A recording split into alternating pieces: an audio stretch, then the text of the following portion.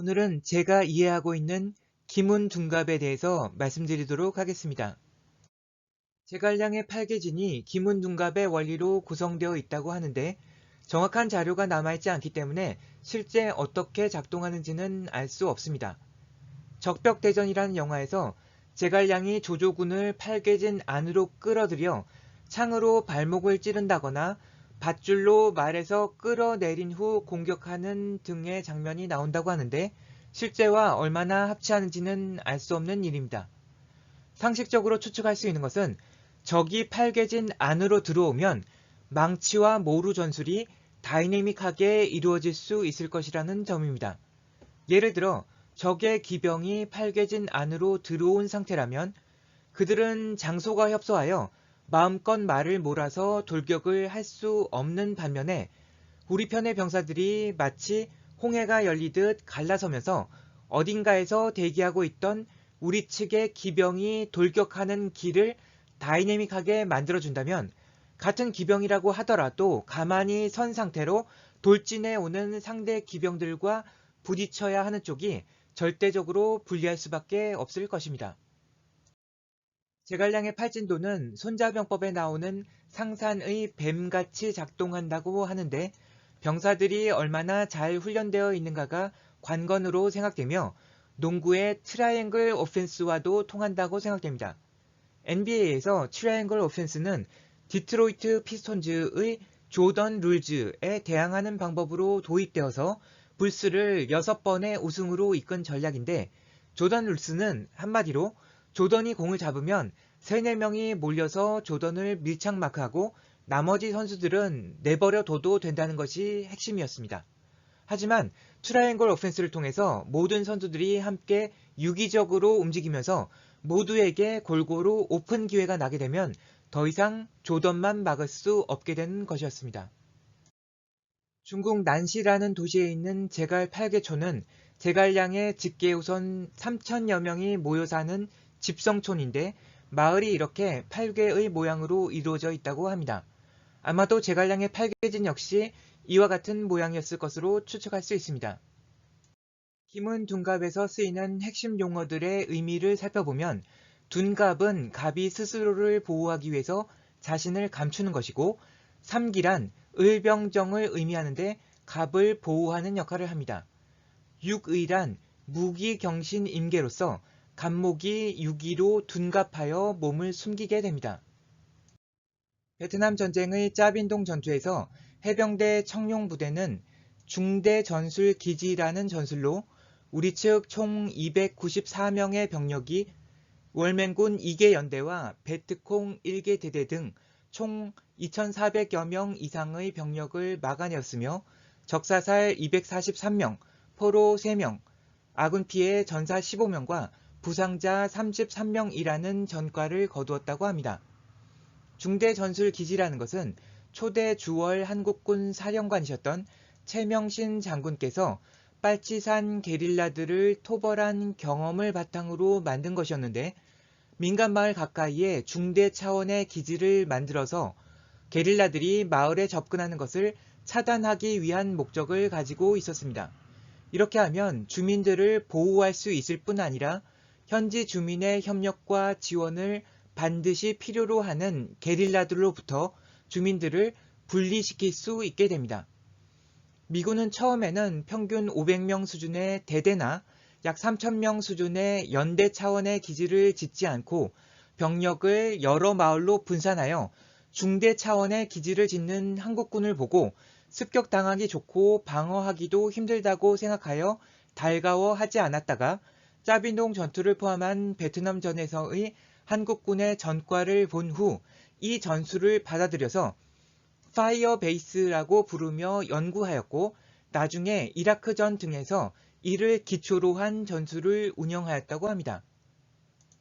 이 그림을 보시면 중대 전술 기지는 기문둔갑의 원리로 운영됨을 알 수 있는데 사령관인 갑이 중심에 있다고 치고 그를 보호하는 을, 병, 정, 삼기와 무기경신임계의 유기가 외부에 위치해서 360도를 방어하는 구조로서 방어를 최우선의 목표로 하는 방어형 기문둔갑진이라 할 수 있는 것입니다.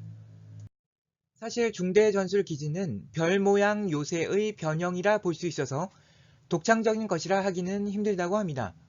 주어진 상황에서 공격과 방어에 가장 효율적인 기하학적 구조를 찾는다는 면에서는 동서양이 다를 수가 없는 것이고 기문둔갑의 원리가 동양에만 적용될 리는 없는 것입니다. 서울의 경우에 일부러 그렇게 설계했다고 보기는 힘들겠지만 내부 순환도로의 안쪽을 중심으로 해서 약 7개의 외곽구역으로 나뉠 수 있어서 자연적인 기문둔갑 요새를 형성한다고 볼 수 있을 것 같습니다. 실제 서울 시내와 근교에 군대가 어떻게 배치되어 있는지를 자세히 알지는 못하지만 아마도 그 배치 역시 기문둔갑의 원리에서 크게 벗어나지 않을 것으로 추측됩니다. 이것은 베트남전에서 사용된 베트남군의 땅굴인데 저는 여기에도 기문둔갑의 원리가 적용된다고 생각합니다. 기문둔갑의 8문 중 하나인 생문은 원래 베트콩들이 출입하는 문이고 경문은 이렇게 무기 같은 것들을 숨겨두는 문이고 계문은 부엌 등에서 환기를 하는 용도로 쓰는 문이라 볼 수 있을 것입니다. 이것들은 상대도 어쩔 수 없이 사용해야 하는 정상적인 통로이기 때문에 우리에게도 안전한 것으로 볼 수 있을 것입니다. 나머지 길하지 못한 문들은 함정 같은 것들이 설치된 문으로 볼 수 있을 텐데 예를 들자면 이런 함정은 사문, 적을 유인해서 들어가면 땅굴이 꺾이는 곳에 수류탄을 설치해서 터뜨리는 함정은 두문 같은 것에 해당될 수 있다고 생각됩니다. 태극기의 원형이라고 볼 수 있는 조선군의 좌도끼 모양의 깃발을 베트남의 응우옌 왕조에서도 사용한 것이 어가 행렬도에 나와 있다고 합니다. 이 부분입니다. 이런 걸 볼 때 베트남에도 천문을 볼 줄 아는 사람이 있었고 그것을 지리에 응용하여 땅속에서 기문둔갑진을 펼칠 줄 아는 사람이 존재했을 거라고 보아야 하지 않을까 싶습니다. 베트남 최초의 국가가 건국된 것은 우리의 고조선 시기와 유사하다고 하며 한무제의 침입으로 무려 1000년 동안 중국의 식민지였다가 자력으로 중국을 몰아내고 독립을 이루었고 몽골군의 3차에 걸친 침입에도 견뎌낸 바 있고 60년대부터 15년에 걸친 미국과의 전쟁에서도 승리하였고 1979년에는 중국과의 전쟁에서도 이겼다고 평가되고 있습니다. 베트남 문명이 오래되고 그 독자성이 확고한 만큼 우리가 조령의 도움을 받는다면 그들 또한 마찬가지일 것이고 실제로 기문둔갑에 대해서 잘 알고 한 것은 아닐지 몰라도 무의식적이라도 위기 상황에서 해결책을 찾아내는 저력이 그들의 문화적 DNA로 존재할 것으로 생각됩니다. 저는 베트남 사람들의 자존심이 왜 그렇게 높은지 이해하고 인정할 수 있어야만 우리가 그들과 함께 잘 지낼 수 있을 것이라 생각합니다. 우리에게 한민족이라는 자부심이 있고 어떤 강대국을 대할 때라도 그것이 꺾이지 않듯이 베트남 사람들에게는 그들만의 위대한 역사와 전통 그리고 그로부터 나온 자존심이 존재하는 것이고 서로 그것을 인정할 수 있을 때 함께 공존하고 번영할 수 있을 것입니다. 팔괘진의 다른 예로 팔진도를 이렇게 그린 그림이 존재하는데 이것은 타워 디펜스 게임의 원리가 적용되는 예로 볼 수 있을 것 같습니다. 이 미로와 같은 통로를 통과할 때 적이 이동하는 경로가 길수록 그만큼 더 많은 공격에 노출될 수 있을 것입니다. 저는 팔괘진과 기문둔갑의 핵심적인 원리가 기하학이라고 생각하며 그것을 넘어선 신비로운 어떤 것이 존재하는지에 대해서는 현재로서는 잘 모르겠지만 존재한다고 하더라도 그것은 핵심이 아닌 부차적인 것일 것으로 추정합니다. 중대전술기지가 방어에 최적화된 방법이었듯이 지금은 우리가 코로나19에 대한 우주 방어를 펼쳐야 할 때인데 우리는 이미 답을 알고 있습니다. 사실 기문둔갑 같은 방법도 필요 없고 땅굴을 팔 필요도 없고 진지를 구축할 필요도 없습니다. 그냥 코로나 바이러스가 출입하는 호흡기의 문만 잘 틀어막으면 되는데 그것은 마스크로 가능한 것입니다. 이걸 못해서 많은 사람들이 죽고 경제가 망가지고 이런 국난에 가까운 위기를 겪는다는 것은 참으로 안타까운 일이 아닐 수 없습니다.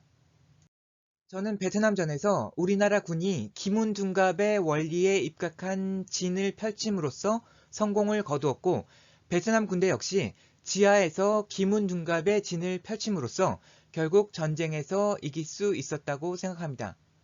기문둔갑의 근본적인 원리는 극히 상식적이고 합리적인 기하학적인 것으로서 그것을 이해한다면 기문둔갑의 복잡하고 다양한 수수적인 방법을 모른다고 하더라도 다양한 방면에 충분히 활용할 수 있을 것으로 생각됩니다.